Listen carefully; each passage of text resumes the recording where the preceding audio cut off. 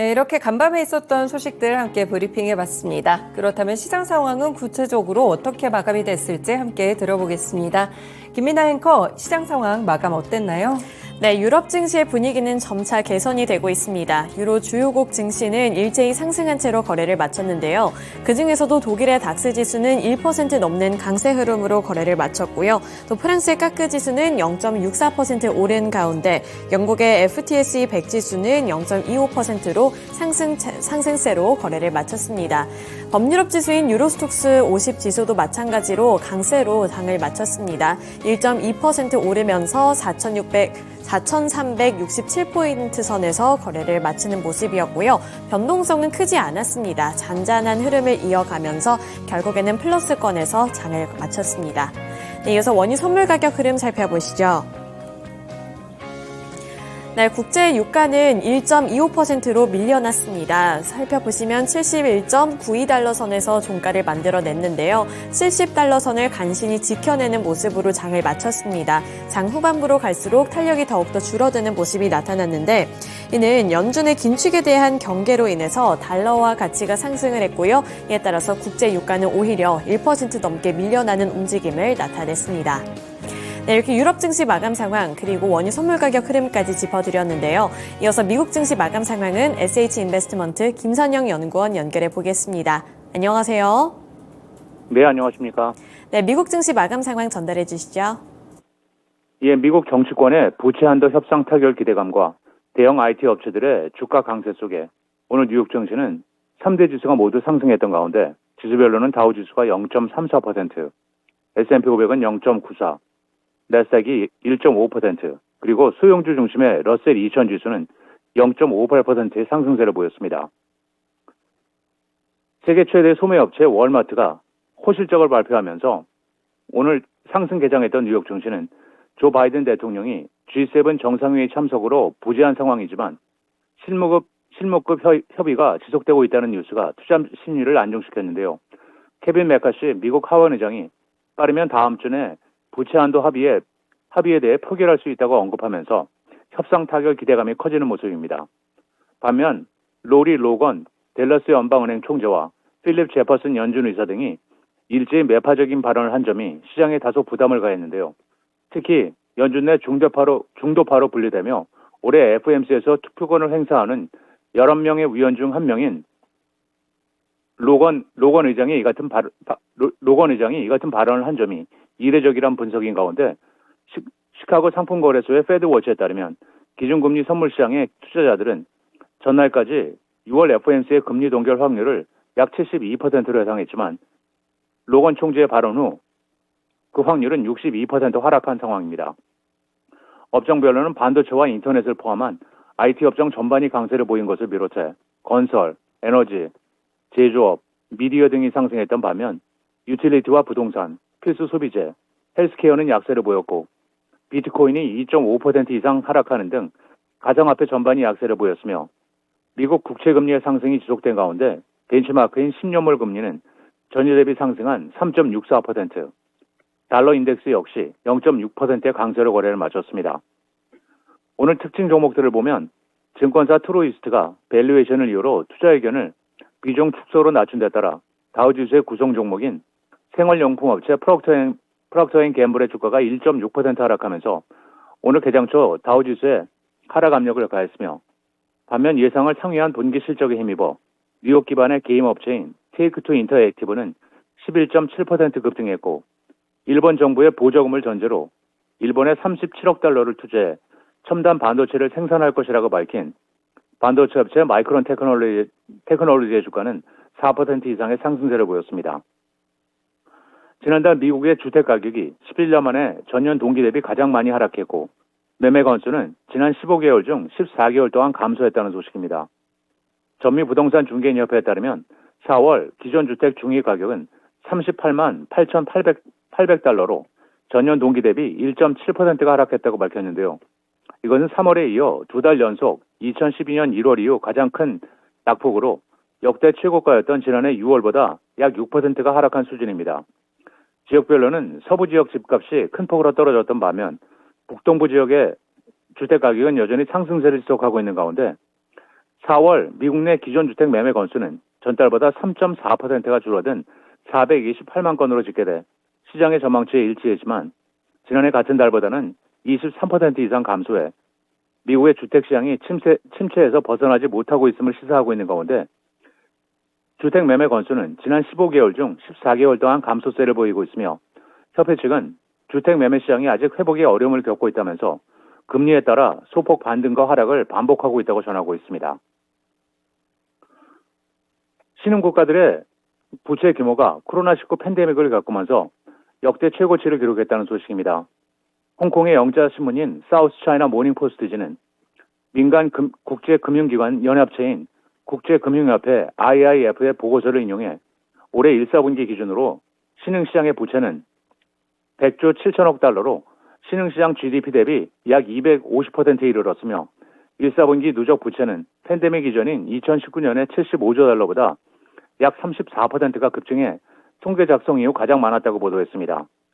같은 기간 선진국의 부채 역시 함께 증가한 가운데 전 세계 누적 부채는 같은 기간 304조 9천억 달러로 전분기보다 8조 3천억 달러가 증가했으며 팬데믹 이전보다는 45조 달러가 늘었으며 누적 부채가 가장 많았던 시점은 팬데믹이 한창이던 2022년 1사분기였고 당시 306조 3천억 달러에 달했다면서 IIF는 부채 증가의 원인으로 전 세계적인 고령화와 보건 서비스 비용 증가, 국방비와 기후변화 대응 비용 증가 등을 지목하면서 신흥시장에서 중국과 멕시코, 브라질, 인도, 그리고 트르키예의 부채가 빠르게 늘어났으며 선진국에서는 미국과 프랑스, 영국의 부채가 증가하고 있다고 전하고 있습니다. 출시 6개월째인 광고가 포함된 저가 요금제의 전 세계 월간 활성 사용자 수가 약 500만 명이라고 발표한 넷플릭스의 주가가 오늘 9.2%가 급등해 371달러 29센트에 마감되면서 오늘 IT 업종 전반을 끌어올렸습니다. 작년 9월 넷플릭스가 광고주들에게 보낸 내부 문건에 따르면 회사 측은 광고 삽입형 요금제 구독자를 2022년 말까지 약 440만 명, 그리고 올해 3분기까지 4천만 명 확보할 수 있을 것으로 예상을 하고 있는데요. 현재 넷플릭스의 전 세계 구독자 수는 약 2억 명이 넘는 상황입니다. 한편 넷플릭스의 광고 단가는 비싼 편으로 넷플릭스에서 1000명의 시청자에게 광고를 노출시키는 데 드는 비용은 45에서 55달러 사이로 대부분의 다른 스트리밍 플랫폼보다 높으며 넷플릭스는 지난해 11월 한국과 미국을 포함한 12개 시장에서 광고를 보는 대신 구독료가 저렴한 저가 요금제를 출시한 바 있었습니다. 마지막으로 내일 예정된 경제 지표는 없으며 디어앤컴퍼니, 풋라커 잉크, RBC 베어링스, D-웨이브 퀀텀 잉크, 그린랜드 테크놀로지스, 캐털런트 잉크, 그리고 CINT 잉크가 지난 분기 실적을 발표하게 됩니다. 네, 실적 일정까지 함께 들어봤습니다. 오늘 말씀 여기까지 들어볼게요. 고맙습니다. 네, 감사합니다. 네, 이렇게 유럽 증시에 이어 미국 증시 마감 상황까지 전달해 드렸습니다. 이어서 전일장 국내 증시 마감 상황도 함께 살펴보시죠. 코스피 지수는 외국인의 매수세가 집중이 되면서 4거래일 연속으로 상승세로 거래를 마쳤습니다. 그중에서도 7거래일 만에 2,500포인트 선을 회복하는 모습이 드러나기도 했는데요.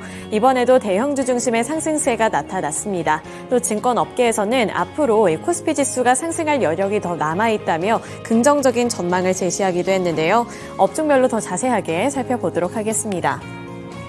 네, 먼저 전기전자 섹터에서 반도체 섹터 살펴보도록 하겠습니다. 대표적인 종목으로 삼성전자가 이번에도 1% 넘는 강세 흐름을 기록을 했는데요. 주가부터 살펴보시죠. 1.85% 상승한 66,200원 선의 거래를 마치며 66,000원 선에 안착하는 모습이 나타났습니다. 또 삼성전자뿐만 아니라 SK하이닉스도 1.85% 급등한 채로 거래를 마쳤는데요. SK하이닉스는 1.85% 상승한 93,600원의 종가를 만들어냈고요. 나머지 관련 종목들도 대체적으로 빨간불을 켜내는 모습이었습니다. 이 반도체 관련해서는 코스닥 시장으로 넘어가서 종목들은 더 자세하게 살펴보도록 할 텐데요. 우선 미국 증시에서 부채 한도 협상 기대감이 유입이 되며 낙관론이 펼쳐지고 있고요. 이에 따라서 기술주 중심의 강세 흐름이 나타났고 이러한 영향이 국내 증시에까지 도달을 했다고 볼 수가 있습니다. 코스피 시장에서는 전날, 그러니까 수요일장에서는 인터넷 플랫폼주들 그리고 2차 전지 조합으로 상승이 주도가 됐다면 어제 시장에서는 이렇게 반도체 중심으로 상승세가 나타났다는 점까지 짚어드리고 넘어가도록 하겠습니다. 또 삼성전자 같은 경우에는 개별적인 호재 소식까지 한 가지가 있었죠. 삼성 디스플레이가 OLED 디스플레이 개발업체인 이매진을 인수한다고 밝히면서 시너지 효과가 기대된다는 평가와 함께 1% 넘게 올랐다는 점도 체크해 보셔야겠습니다. 네, 그리고 반도체 섹터에서 이렇게 강한 흐름이 나타났다면 또 한 가지 섹터가 있었는데요. 바로 자동차 섹터입니다. 운수장비 섹터 중에서 완성차 기업들 이번에도 상승세를 이어갔습니다. 현대차가 0.98% 올랐고요. 그 밖에 기아가 2% 넘는 상승 흐름을 이어가며 강세로 거래를 마쳤습니다. 현대차의 주가는 0.98% 오른 20만 6,500원에 만들어냈고요. 그 밖에 기아 같은 경우 2.04% 오른 8만 9,900원의 거래를 마치면서 9만 원 선을 눈앞에 두고 장을 마쳤습니다. 장 초반에는 변동성이 있었지만 장 막판에는 그래도 나름대로 평화로운 주가 흐름을 나타냈습니다. 또 완성차 기업들뿐만 아니라 현대모비스까지도 2.69% 상승 흐름을 이어갔는데요. 자동차 업체는 유진투자증권 및 여러 증권가에서 전망을 좋게 평가를 했습니다. 전일 보고서를 통해 현대차와 기아가 2분기에도 분기 최대 실적 흐름을 이어갈 것이라고 평가를 하면서 이렇게 완성차 기업들을 향한 투자 심리가 대폭 개선됐다고 볼 수가 있습니다. 또 자동차 섹터뿐만 아니라 어제는 또 테마성으로 움직였던 섹터가 한 가지 있는데요. 강하게 움직였던 섹터입니다. 바로 건설기계 섹터인데요. 그중에서도 우크라이나 재건과 관련되어 있는 건설기계 관련 종목들이 대체적으로 올랐는데 그중에서 두산밥켓을 대표적으로 살펴보겠습니다. 두산밥켓 4.16% 오른 52,600원의 종가를 만들어냈습니다. 원희룡 국토교통부 장관이 율리아 스비리덴코 우크라이나 제1부총리 요청에 따라 면담을 갖고 이 우크라이나 전후 재건 협업에 대해 논의한 것으로 알려졌는데요. 이 원희룡 장관은 앞으로도 우크라이나 재건의 협력 기반이 마련될 수 있도록 우크라이나 고위급 인사들과 함께 소통을 강화하고 긴밀하게 협력해 나가겠다며 자신의 뜻을 밝혔습니다. 또 여기에 이어서 우크라이나 영부인인 올레나 젤렌스카도 만나서 이 전쟁의 아픔에 대해 위로를 건네고 재건 협력에 관한 논의를 계속해서 이루어냈는데요. 이렇게 우크라이나 재건에 대한 기대감이 유입이 되면서 건설기계 섹터 그리고 지뢰와 관련되어 있는 종목들이 전일 시장에서는 강세를 기록을 했습니다. 네, 이어서 코스닥 시장으로 넘어가 보겠습니다. 코스닥 지수 마찬가지로 3거래일 연속 상승 흐름을 이어간다는 점 짚어드리도록 하겠습니다. 코스닥 지수도 보시면 이번에도 빨간불이 훨씬 더 우세한 채로 거래를 마쳤는데요. 그중에서도 첫 번째로 살펴볼 섹터는 반도체 섹터입니다. 앞서서 코스피 시장에서도 반도체 투톱이 일제히 강한 흐름을 나타냈다는 점 짚어드렸는데요. 소부장 종목들 그리고 중소형주들까지 일제히 강세 흐름으로 거래를 마쳤습니다. 하반기부터 반도체의 수급이 개선될 것이라는 기대감도 유입이 되고 있고요. 또 미국에서는 필라델피아 반도체 지수가 급등세를 나타내고 있기 때문에 국내 증시에서도 반도체를 향한 투자 심리가 대폭으로 개선이 되고 있는 건데요. 대표적으로 KB증권은 제조사와 고객 사이의 메모리 반도체 재고가 2분기를 기점으로 감소하고 있는 것으로 알려졌다고 보고했습니다. 메모리 반도체 제조사의 경우 2분기 이후에 뚜렷한 재고 감소 추세가 나타날 것으로 전망된다는데요. 2023년 4월과 5월 감산을 시작한 삼성전자 메모리 재고는 2분기 정점 이후 3분기부터는 감소세가 기대된다며 마이크론의 재고는 2분기부터 소폭 감소 추세를 기록할 것으로 전망을 했습니다.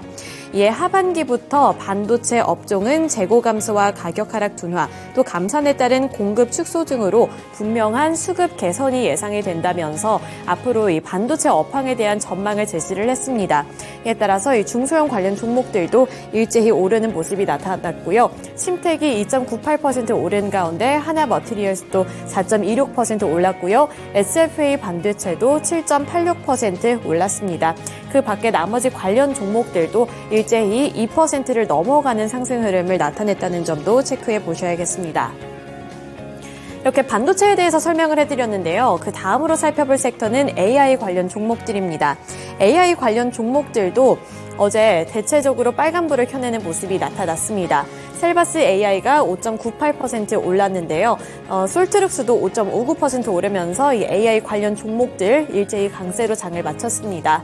셀바스 AI는 5.98%로 6% 가까이 되는 상승률을 나타냈고요. 18,440원의 종가를 만들어낸 가운데 하지만 이 장중의 흐름은 녹록지가 않았습니다. 변동성이 상당히 강했고요. 막판 들어서 다시 한번 탄력을 받아 나가는 모습으로 거래를 마쳤습니다. 또 솔트룩스 같은 경우에도 5.59% 오른 26,450원의 종가를 만들어냈는데 마찬가지로 변동성은 상당히 강했다는 점은 염두에 두시면서 앞으로의 투자 포인트를 잡아보셔야겠는데요. 엔비디아가 서비스나우와 함께 기업용 생성형 AI 개발 목적 파트너십을 체결했다는 소식에 국내에서도 이 AI 관련 종목들이 주목을 받았고요. 주가도 강세를 나타냈습니다. 네, 마지막으로 철강 섹터 살펴보도록 하겠습니다. 철강 관련 종목들이 중국의 영향을 받으면서 또 일제히 상승하는 흐름을 나타내줬는데요. 언론에 따르면 중국의 철강 생산의 메카인 당산시가 지방정부의 조강 감산령에 따라서 올해 조강 생산량을 줄일 전망으로 밝혔습니다. 중국에서 이렇게 철강 생산량을 줄이게 될 경우에는 우리나라 국내 업체들이 수혜를 누릴 수 있기 때문에 이 반사수의 기대감과 함께 주가도 함께 올랐다고 볼 수가 있는데요. 이에 따라서 신스틸도 6.27% 올랐고요. 금강철강이 2.33% 오른 가운데 하이로코리아, 또 태광, 나머지 관련 종목들, 삼연철강 등 이 철강과 관련되어 있는 종목들이 일제히 빨간불을 켜내면서 거래를 마쳤습니다. 네, 이렇게 글로벌 증시 또 국내 증시의 마감 상황 전달해 드렸고요. 지금까지 마감 상황 전달해 드렸습니다.